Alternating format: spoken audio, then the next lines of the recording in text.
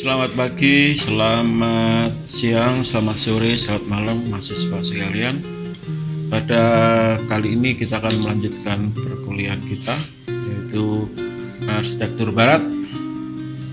Adapun materi yang akan kita bahas adalah arsitektur modern periode 3 fase kedua. Kemarin kita sudah sampaikan fase yang pertama. Fase kedua ini bagaimana? Kita lihat. Jadi periode ke fase kedua, periode tahunnya adalah 1958 sampai 1066. Pada hakikatnya pada periode ketiga ini adalah setelah Perang Dunia Pertama ya. Jadi setelah periode Perang Dunia Pertama ini pembagian modern kita mulai lagi ya dikenal dengan fase 1 dan 2 periode 3 itu ya, itu sejak tahun 1945 berakhir Perang Dunia. Tentu dalam proses perkembangannya dari tahun ke masa ini tentu ada masa vakum. Setelah kemerdekaan itu tidak bisa serta-merta langsung bisa membangun ya. Kalau bisa membangun pun mungkin awal-awal ya, mungkin 1446, 47 itu, 48, 47 itu baru muncullah karya arsitektur ketika 49 ya, jadi gitu. Nah, fase pertama ini terus berjalan terus terus sampai ke ujung sini, sampai ke akhir daripada perjalanan arsitektur modern itu sendiri ya. Ini demikian juga fase kedua. Fase kedua itu muncul ketika kuatnya kelompok brutalisme, kelompok yang mengagungkan beton. Nah, dia juga berjalan terus sampai berakhirnya perkembangan arsitektur modern. Nah, itu ya. Jadi bukan berarti fase 1 terus dilanjutkan ini fase 2 nih, ini fase 2. Nah, itu. Jadi fase 2 ini fase 1 berjalan terus, masih ada tokoh-tokoh yang berkarya juga. Fase 2 baru muncul di sekitar sini juga. Nah, gitu ya. Jadi pemahaman dari fase 1 dan 2. Baik, kita lanjutkan fase 2. Apa sih fase kedua itu, ada apa? Nah, ini. Setelah mulai beberapa variasi sebagai akibat dari kemajuan teknologi, yang kemarin fase 1 kemajuan teknologi bukan main ya, teknologi material, dan pandangan-pandangan pada fase 1 dan periode sebelumnya ya, aliran-aliran kemarin itu muncul beberapa pandangan berarsitektur ya, aliran dari fase 1 dan sebelumnya. Pada fase ini timbullah dua aliran yang menonjol di Eropa, yaitu Amerika, yaitu dikenal dengan aliran brutalisme. Apa sih aliran itu? Aliran brutalisme berasal dari beton telanjang yang dipakai oleh Le Corbusier pada bangunan unit The Habitation di Marseille.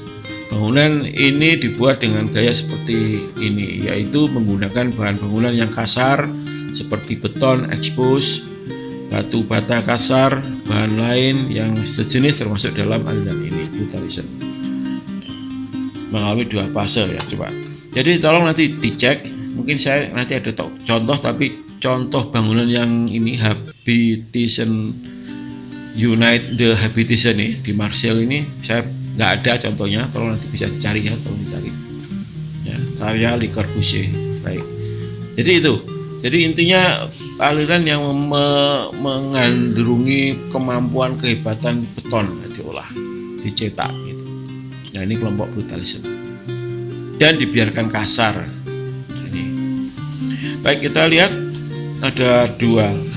Brutalisme dalam artian sempit dalam lingkungan Smithsonian Inggris ya, lebih mementingkan etika daripada estetika. Jadi etika modern dipakai ya, masih artinya halus, lebih ramping, lebih tidak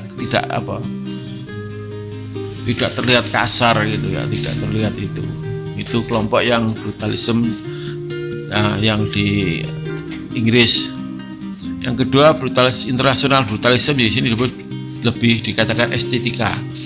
bahwa dengan menonjolkan beton, ya, membiarkan polos beton, membiarkan itu menjadikan ada nilai estetika itu sendiri.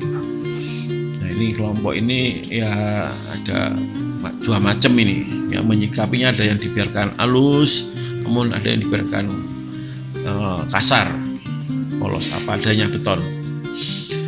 Terus brutalisme memulai suatu perancangan dari kumpulan ruang dalam metode merancangnya. Metode merancang ini dimulai dari kapan? Dari kumpulan ruang, ya, dari kumpulan zoning, kumpulan itu seperti yang kita lakukan sekarang. Ya, kita sebenarnya memakai metode brutalisme. Kumpulan kecil-kecil terpisah, disatukan dengan dihubungkan dengan elemen fungsional yang bebas dengan indah dikembangkan, kita gabung bersama bentuk keseluruhan dari bangunan merupakan faktor yang menentukan. Jadi unite, hubungan antara aktivitas satu dengan aktivitas lain itu menjadi sesuatu yang nilai estetika.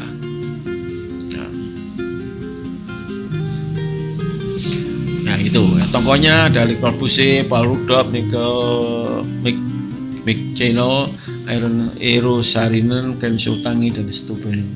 Tokoh-tokohnya antaranya ya, artinya bisa muncul tokoh-tokoh yang lain, kelompok brutalisme. Oke, setelah itu aliran yang kedua ada kelompok aliran formalisme.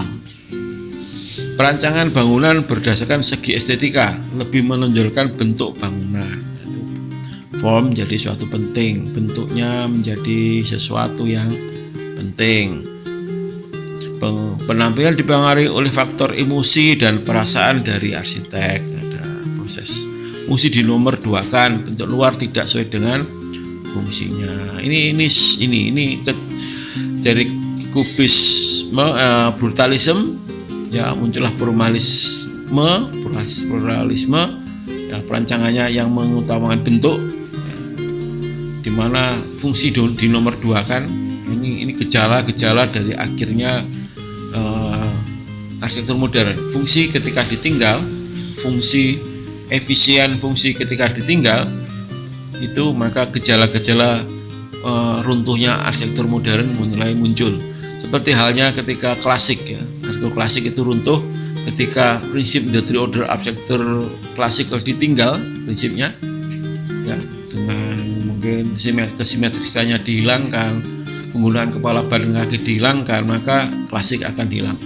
Demikian juga dengan modern, yang ketika formalisme membuat aliran yang bentuk lebih penting dari sebuah arsitektur, mengalahkan fungsi, maka ya akan hilanglah arsitektur modern.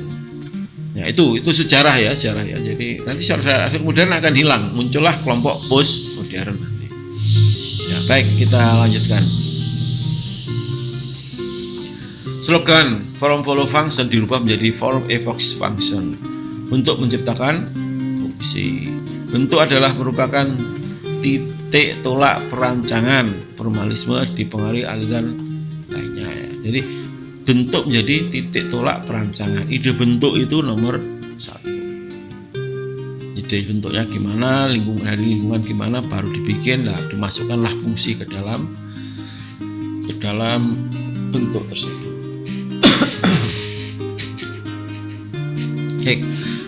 Yang mengaruhi apa? Formalisme dipengaruhi oleh aliran lainnya, yaitu kelompok formalisme dan brutalisme. PS, ada suatu pertentangan antara brutalisme dan formalisme. Ya, berarti tolak pemikiran yang sama, yaitu technical excellence. Jadi petualangan teknik, ya, kekuatan teknik sebagai suatu cara untuk mencapai keindahan ideal. Jadi antara bentuk dipentingkan dengan memanfaatkan kemampuan beton, diekspos. Tokohnya Paul Rudolph ya, di depan sudah muncul. Terus ada yang formalisme, ya, yang masa bentuk penting tapi masih neohistorisme, mengingat masa lalu, masa lampau dikembalikan, dimunculkan. Nah ini semakin gladrah ya, artinya semakin meninggalkan modernnya. Ini ketika ini mendominasi. Nanti kita lihat ketika ada kelompok yang mendominankan ini di era setelah modern, lah itulah runtuhnya arsitektur modern. Diterapkan bentuk-bentuk masa lampau tujuannya untuk mencapai estetika ya, seperti simetris, adanya plaza di tengah, dan penyusunan ruang sama dengan masa abad ke-19, masa lalu.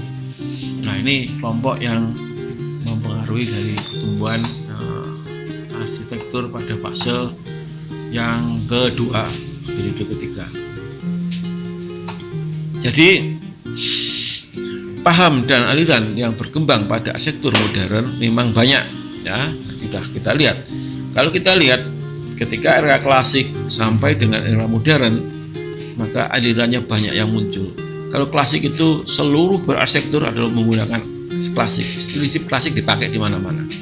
Namun ketika modern muncul, maka paham aliran mulai banyak muncul ya. Sudah kita bahas beberapa aliran dan paham.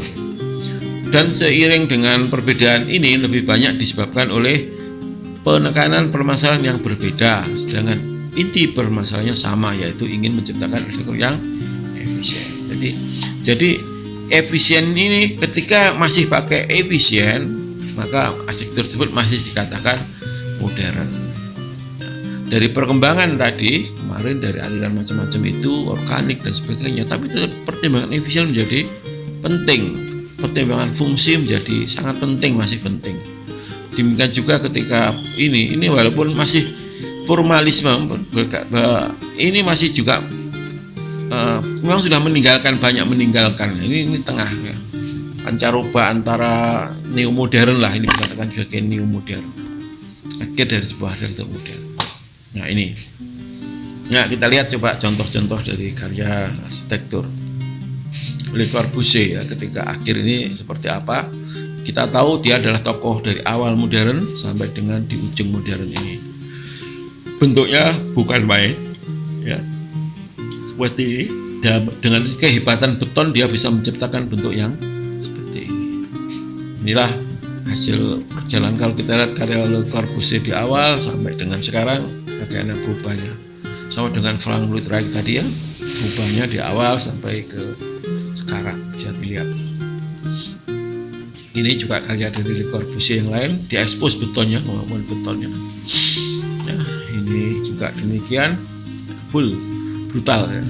Ini mulus, ini kasar, antara halus dan kasar, permainannya dibuat permainan ya. Ini demikian juga warnanya hitam, ini putih ya, warna betonnya ini dibikin yang berbeda. Ini juga demikian ya, permainan ya, beton semua diekspos betonnya. Ini kelompok dari Le Corbusier. Yang lainnya adalah Paul Rudolph juga demikian, mengekspos betonnya, diekspos teknologi betonnya, walaupun bentuknya bermacam-macam seperti ini ya, dia bikin cantilever. Nah ini cantilever yang seperti ini kita bikin beton, kemampuan teknologi beton betul-betul diekspos. Ini Paul Rudolph. Ini Wisma Dharma di Indonesia, di Jakarta ya, 70-an ya. Nah kita lihat karyanya seperti ini, dia ekspos ya, dengan permainan bentuk-bentuk seperti atap ya. Oke, ini karya Paul Rudolph ya, cantilever beton yang ini, lihat teknologi beton diekspos oleh Paul Rudolph. Brutalism ya. Michael Mickens juga demikian, bagaimana bikin sebuah stadion ya. Nah, demikian bentuk bangunan seperti ini. Kalau kehebatan beton tidak akan muncul bentuk seperti ini ya. Jadi dengan teknologi beton, ada beton pratekan dan sebagainya, bisa dibuat desain yang bukan main seperti ini ya, seperti ini juga. Nah ini bangunan yang mendominasi dari beton. Jadi teknologi beton bukan pasti bisa lah, intinya gitu. Cantilever seberapa pun seperti ini. Oke. Nah ini, tapi bisa juga dibikin luas ya. Ini luas, bentuknya luas sekali ini ya. Ini teknologi beton. Oke, kita lanjutkan. Irusarin ya, dimulai bersama dengan tadi mungkin sering muncul ini teknologi betonnya dimunculkan ya, ini desainnya masih muncul kan, kemudian juga ini teknologi beton ya, brutalisme mungkin disutangi. Nah ya, betonnya garang ya, bentuknya garang. Bangunan apa saya kurang tahu ini ya, ini betonnya diekspos ya, ini seperti ini karya Bensutangi. Ini juga demikian ya, karya cantilever, kemampuan beton untuk bercantilever, dia bikin bentuk yang seperti ini, variasi olah apa ini bentuk ya, kotak-kotak disilang-silang ya, gitu seperti gitu. Nah ini kemampuan beton bisa seperti ini ya, ini diekspos di era akhir modern ini, dikenal dengan kelompok brutalisme. Oke. Setelah berjalan berapa lama, maka arsitektur modern dapat disimpulkan mempunyai ciri sebagai berikut, bahwa terlihat mempunyai keseragaman dalam penggunaan skala manusia. Nah, jadi semua bangunan hampir dibikin dengan menggunakan skala manusia. Ini artinya fungsi menjadi hal yang dominan ya, yang diperhatikan. Yang kedua, bangunan bersifat fungsional, artinya sebuah bangunan dapat mencapai tujuan semaksimal mungkin bila sesuai dengan fungsinya. Sudah saya sebutkan tadi ya, karena skala manusia tadi. Bentuk bangunan sederhana dan bersih yang berasal dari seni kubisme dan abstrak yang terdiri dari bentuk-bentuk aneh, tapi intinya adalah bentuk segi empat. Ruang itu selalu segi empat, modular ya. Tidak ada berani bentuk-bentuk yang melengkung-melengkung, segitiga dan sebagainya ya, segi empat ini ya, kubisme. Yang keempat, konstruksi diperlihatkan konstruksinya ya, kelompok-kelompok yang formalis ya. Pemakaian bahan pabrik yang diperlihatkan secara jujur, tidak diberi ornamen atau ditempel-tempel ya, kelompok brutalisme ini. Nah, ditampilkan material apa adanya. Ini ciri arsitektur modern.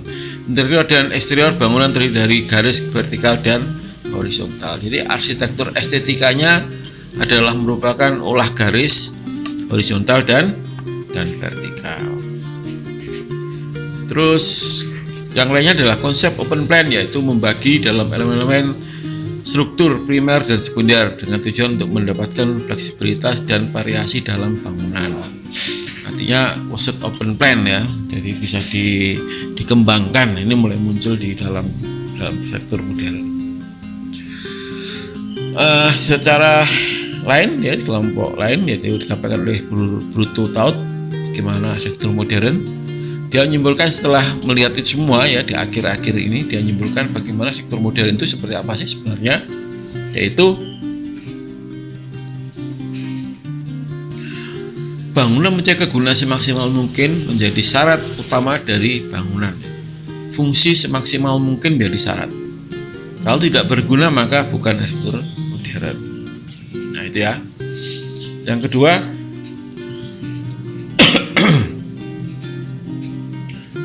material dan sistem bangunan yang digunakan ditempatkan sesudah syarat di atas. Nah, setelah bagaimana material bangunan, sistem bangunan itu setelah fungsinya ya, sudah terpenuhi. Ya. Kegunaan dari bangunan sudah tercapai, baru bagaimana materialnya. Urutannya seperti itu. Yang ketiga, keindahan dapat dari hubungan langsung antara bangunan dan kegunaannya. Jadi fungsi menjadi penting. Ketepatan bangunan, material, dan keindahan sistem konstruksinya. Sistem konstruksi mendukung kekokohan dari suatu bangunan, sistem konstruksinya. Itu ya, 1, 2, 3. Yang keempat, ini estetika dari arsitektur baru tidak mengenal perbedaan antara depan dan dengan belakang.